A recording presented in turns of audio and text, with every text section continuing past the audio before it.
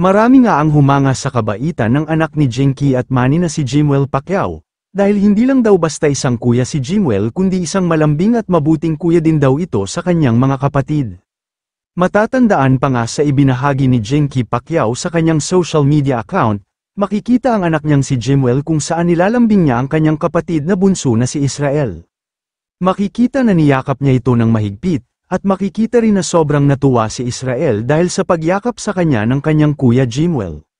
Nang bumitaw na sa pagkakayakap si Israel at aalis na sana, ay muli siyang hinila ni Jimwell at muling niyakap ng mahigpit, na talaga nga naman pumukaw sa puso ng maraming netizens.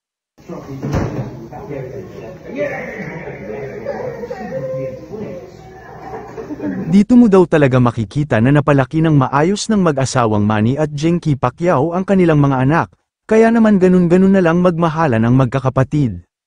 At kaya ganun na lang nila kamahal si Israel na bunso nila, dahil maganda at maayos ang pagpapalaki sa kanila. Kaya nga hindi na nakakapagtaka kung bakit maraming humahanga sa pamilya Pacquiao, dahil kahit sobrang yaman na, ay hindi pa rin talaga nawawala sa kanila ang pagiging humble at higit sa lahat ay hindi nakakalimot sa pinagmulan.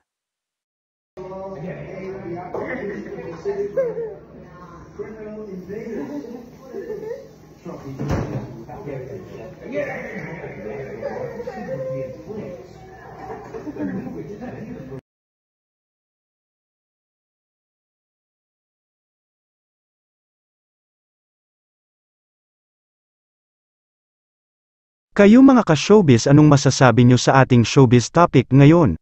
Kung may opinion kayo ay magkomento lang kayo sa aking comment section. At syempre kung bago pa lang kayo sa aking channel ay mag-subscribe na kayo para lagi kayong updated sa mga showbiz trends na ina-upload ko. Maraming salamat po.